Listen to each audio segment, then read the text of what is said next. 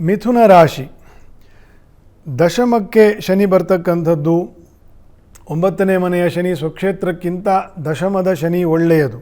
ಹಾಗಾಗಿ ವ್ಯಾಪಾರ ವ್ಯವಹಾರಸ್ಥರಿಗೆ, ಸ್ವಂತ ಉದ್ಯೋಗ ಇರತಕ್ಕಂಥವರಿಗೆ ಒಂದು ಅಭಿವೃದ್ಧಿ ವಿಸ್ತಾರ ಆಗ್ತಕ್ಕಂಥದ್ದು, ಅನೇಕವಾಗಿರ್ತಕ್ಕಂಥ ಅವಕಾಶ ಬರ್ತಕ್ಕಂಥದ್ದು, ಇದೆಲ್ಲ ಒಳ್ಳೆಯ ಫಲವನ್ನು ನಿರೀಕ್ಷೆ ಮಾಡ್ಬೋದು.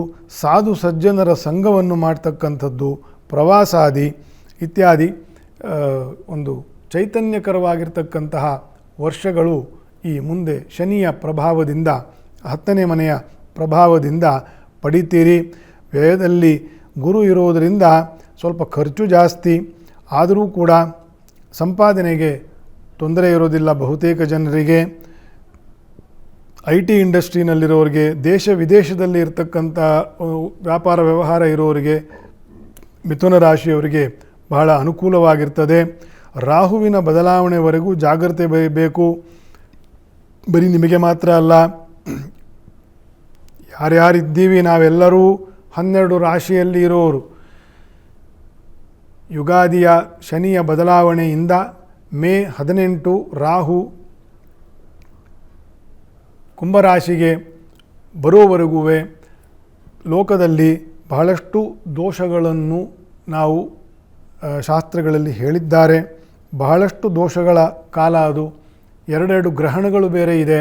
ಅದೇ ಸಮಯಕ್ಕೆ ಚತುರ್ಗ್ರಹ ಪಂಚಗ್ರಹ ಯೋಗಗಳು ನಡೀತದೆ ಅದೇ ಯುಗಾದಿಯ ಪರ್ವದಲ್ಲಿ. ಹಾಗಾಗಿ ಆ 1.5 ತಿಂಗಳು ಮಿಥುನ ರಾಶಿಯವರು ಸೇರಿ ಸ್ವಲ್ಪ ದುಡ್ಡು ಕಾಸು ಮಾತು ವಿಚಾರ ಇದರಲ್ಲೆಲ್ಲ ಸ್ವಲ್ಪ ಜಾಗ್ರತೆ ಬೇಕು. ಸ್ವಲ್ಪ ಕೆಲವು ವಿಷಯಗಳು ಮುಂದೆ ಹಾಕ್ಬೋದು ಅಂತಂತಂದರೆ ಮದುವೆ ಮುಂಜಿ ಸಮಾರಂಭಗಳನ್ನು ಸೇರಿ ಹೇಳ್ತಾ ಇದ್ದೀನಿ ನಾನು. ಒಂದು ಸ್ವಲ್ಪ ಸಮಯ ಬಿಟ್ಟು ಮಾಡ್ಬೋದು ಅಂತ ಅವಕಾಶ ಇದ್ದರೆ ಶುಭ ಕಾರ್ಯಗಳನ್ನು ಕೂಡ ಒಂದಷ್ಟು ಮುಂದೆ ಹಾಕಿ ಮಾಡ್ಕೊಳ್ಳಿ, ಅರ್ಜೆಂಟ್ ಇಲ್ಲ ಅಂತಂತಂದರೆ. ಸೊ ಅಷ್ಟು ಅದು ಕಸರೆಯ ಯುತಿ ಅದು. ಇದರಲ್ಲಿ ಮೀನದಲ್ಲಿ ಶನಿ ಮತ್ತು ರಾಹುವಿನ ಯುತಿ. ಹಾಗಾಗಿ ಜಾಗ್ರತೆ ಬೇಕು.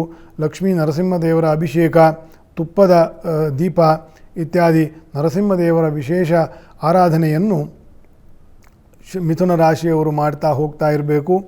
ಆ ಗ್ರಹಾರಿಷ್ಟಗಳು ಪರಿಹಾರ ಆಗ್ತದೆ.